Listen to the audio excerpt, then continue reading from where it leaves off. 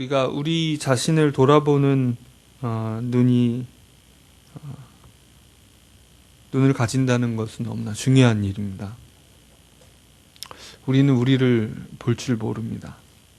다른 사람들을 보기는 쉽지 우리 자신을 보기가 너무나 어렵습니다.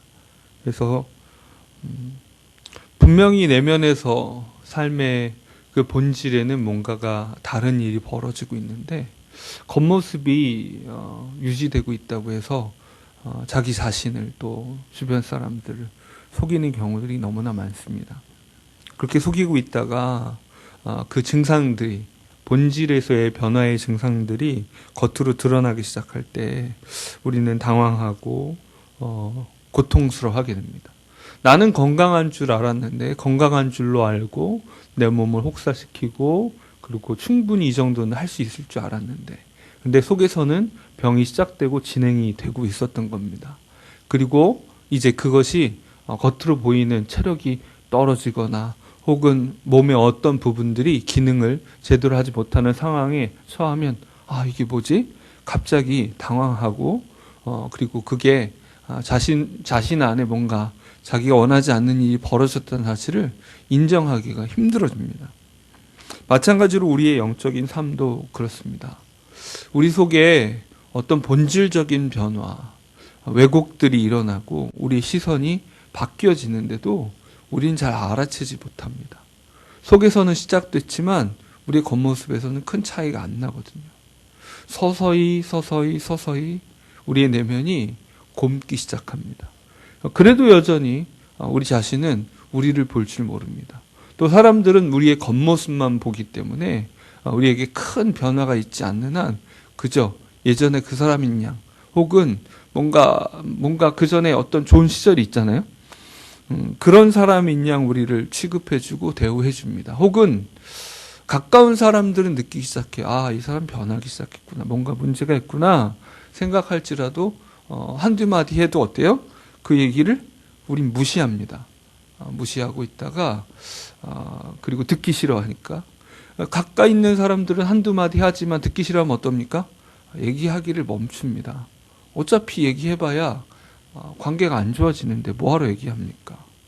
그렇게 한 사람, 두 사람, 세 사람, 네 사람 이 내면의 변화들을 영적인 변화의 조짐들을 긍정적인 변화가 아닌 거짓된 변화의 조짐들을 주변이 알아가지만 여전히 나는 귀를 닫고 나 자신을 속이고 하나님조차 속일 수 있을 것처럼 착각합니다.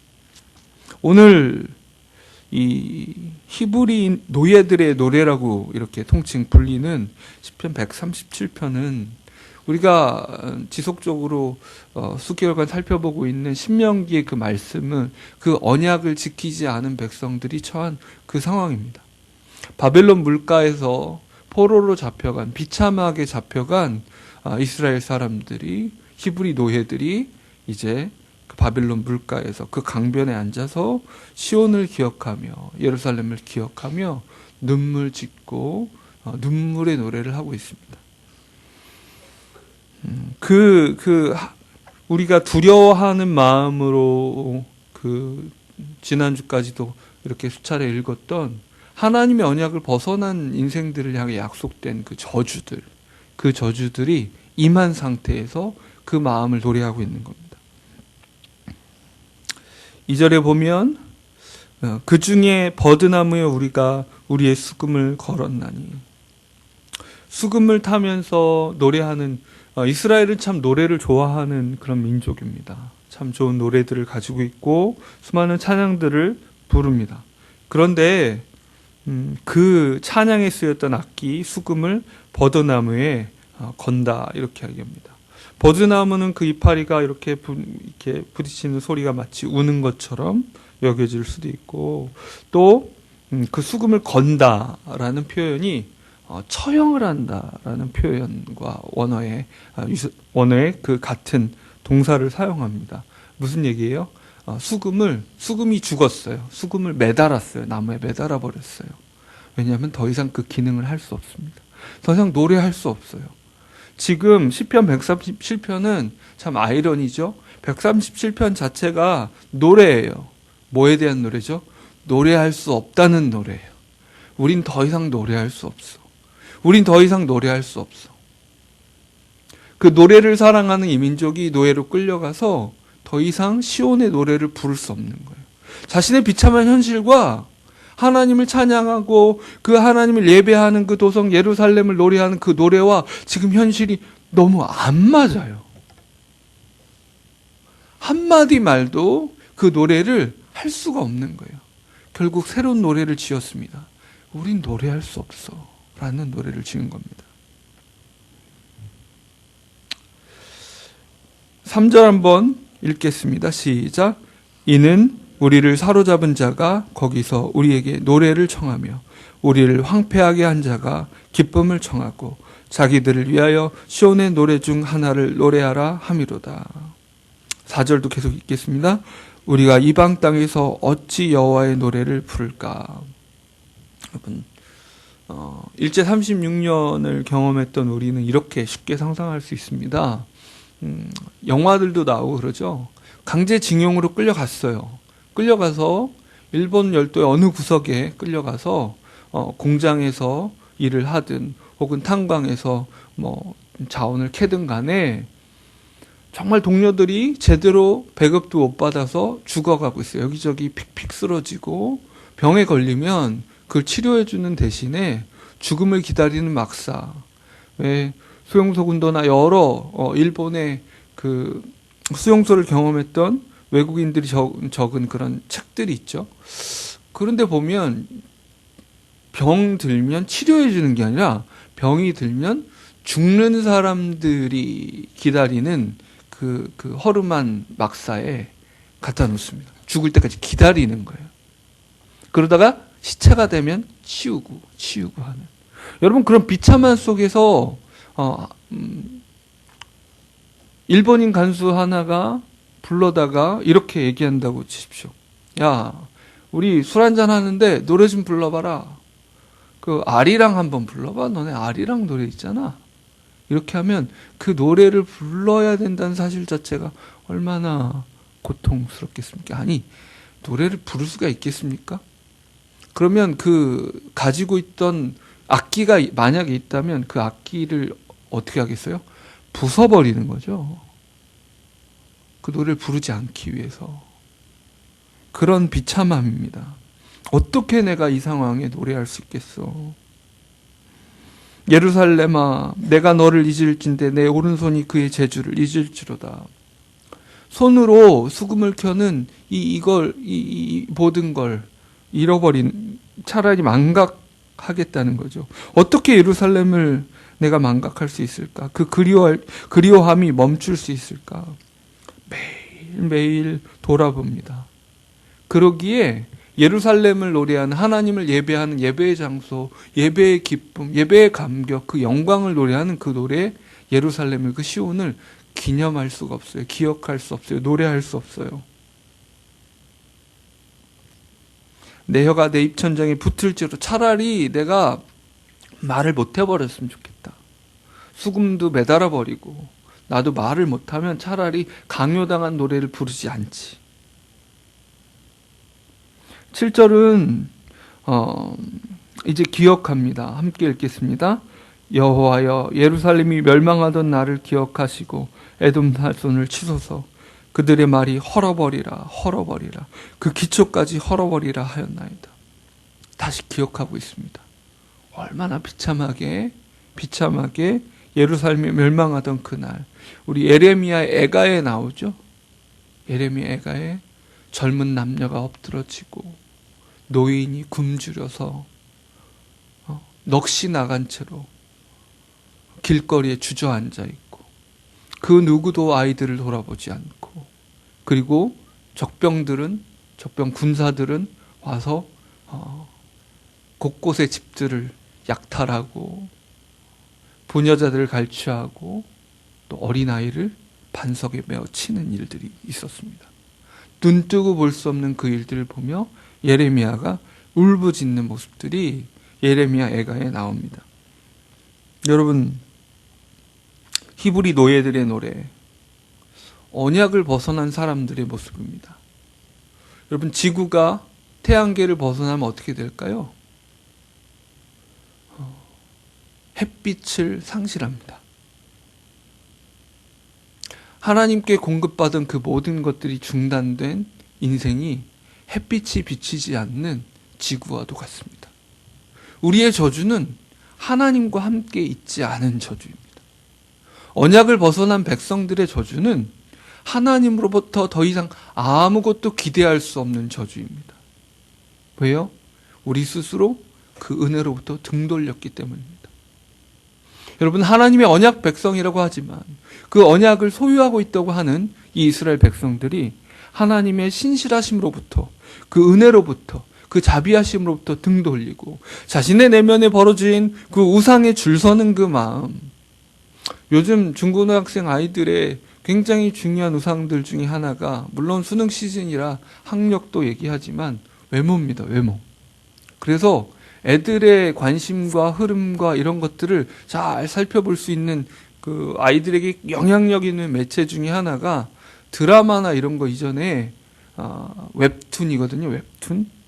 그 만화들이 애들의 가치를, 애들의 가려운 데를 긁어주는 역할들을, 그 모습들을 보게 되는데, 그 중에 중요한 거 하나가 외모예요. 외모. 어떻게 자신의 외모를 더 아름답고 멋지게. 아예 한 웹툰 이름은, 인기 웹툰 중에 하나 이름은 외모 지상주의예요. 그리고 어떻게 자신은 실제로 이렇게 멋지거나 아름답지 않은데 어떻게 SNS상에 포토샵 해가지고 사진을 멋지고 아름답게 올리는가, 뭐 그걸 통해 자기 자신을 속이고 가짜 인생으로 살아가는가, 뭐 이런 만화들, 그런 만화들이 한두 개가 아니에요. 그런 게 인기를 끄니까 너도 나도 복제해서 비슷한 만화들이 아주 많습니다. 여러분, 이렇게 왜 외모에 줄을 서요? 내면을 바라볼 힘이 없으니까 외모로 줄을 서요. 그러면 그 만화들에 그려진 모습들이 어떻습니까? 애들은 가장 멋진 사람과 가장 이른바 그 시대의 기준에 따라, 항상 미모와 아름다움의 기준은 시대마다 달라지잖아요. 가장 뒤에 있는 것 같은 사람들 사이에 어떤 비참함, 우월감, 그 중간에 끼어 있는 사람들, 이런 얘기들을 만들어냅니다. 우상에 줄 선다는 게 어떤 거예요? 뒷줄에 있는 사람은 앞줄에 있는 사람을 부러워합니다.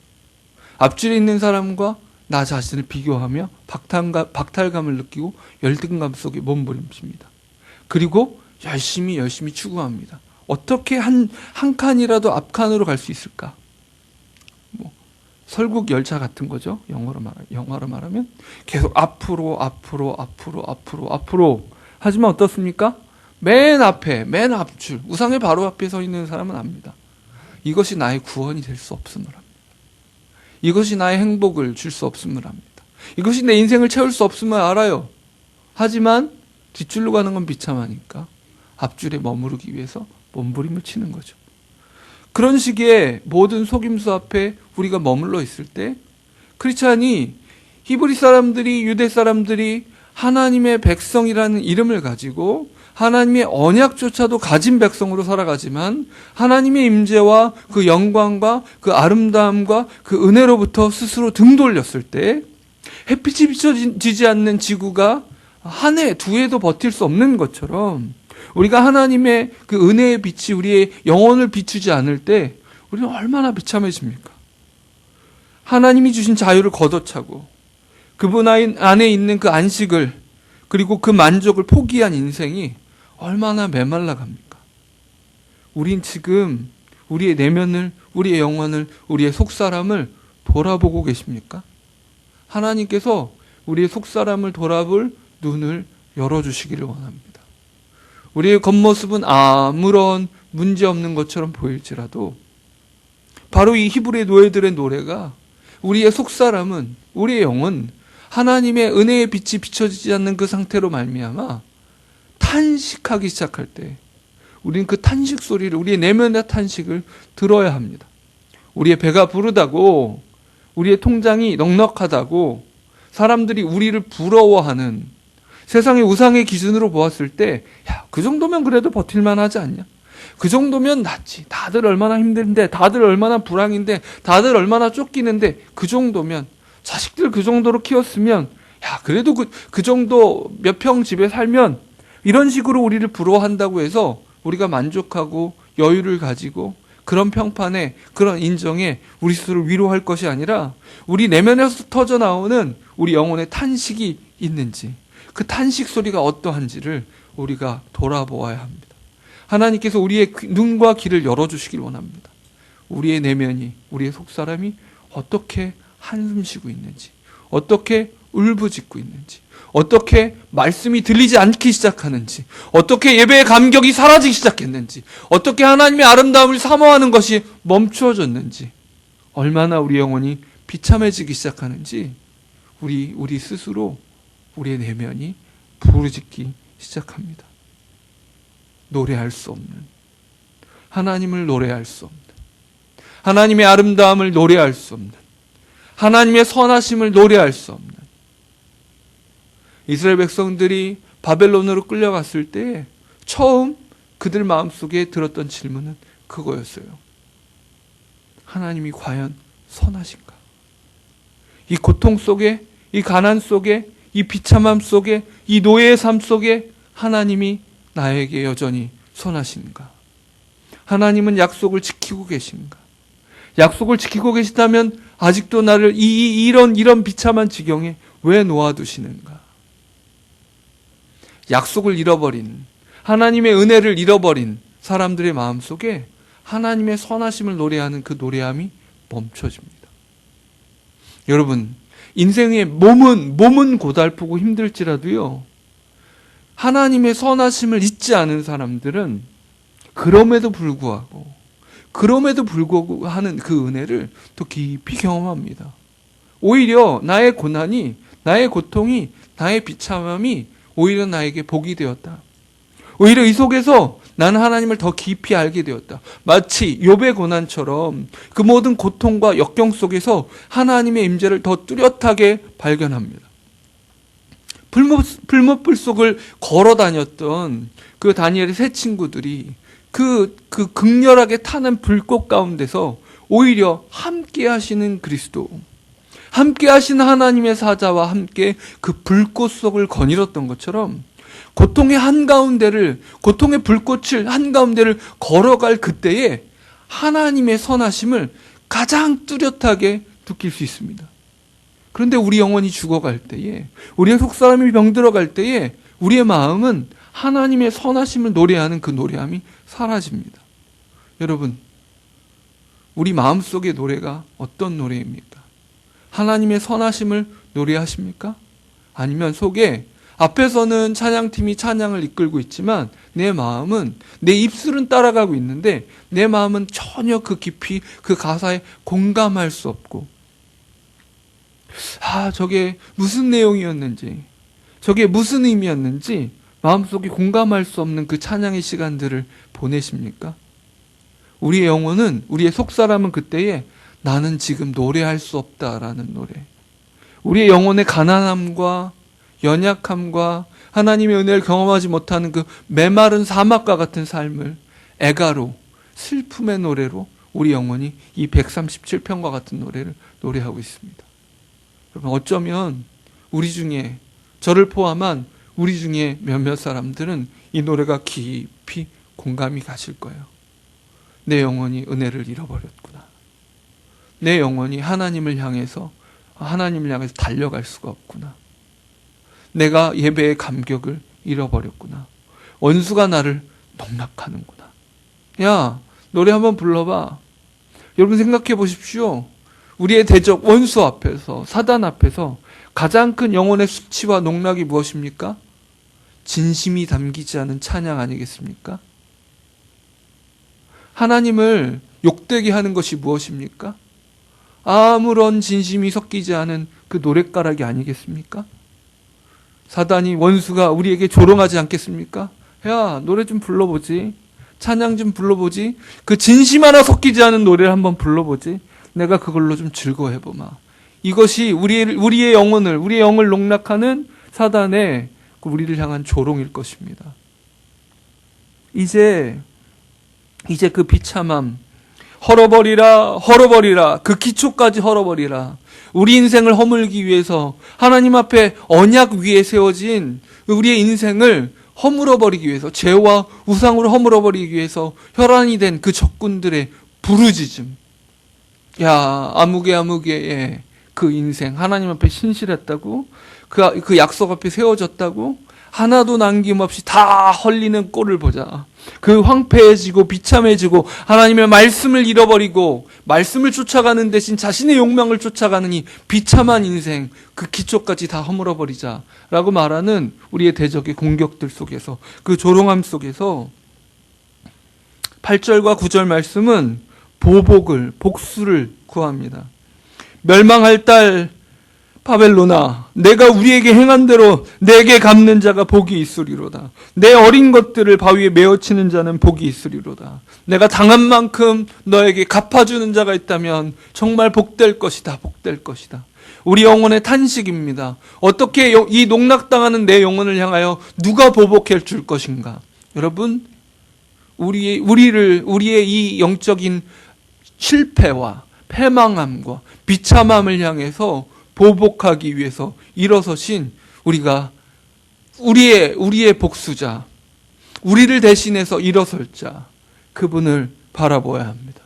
그 복되신 예수 그리스도께서 우리의 비참함 속에 있는 우리를 향하여 우리의 영혼을 신원하시기 위해서, 우리의 대적 원수의 머리를 밟아 부수시기 위해서 일어서셔서 비참함 속에 있는 그 백성을 향해서 칼을 들고 일어나신 예수 그리스도께서 그 부활의 영광으로 그 무덤문을 박차고 나가실 때에 그 원수가 이긴 줄 알고, 그의 백성들, 언약 속에 있던 그 백성들을 모조리 무너뜨린 줄 알고, 자신이 최종 승리를 겪은 줄로 알고, 모든 것을 취한 줄로 알고 의기양양한 사단의 머리를 붙잡아 바닥에 메어치고 그 발로 밟으신 예수 그리스도께서 계십니다.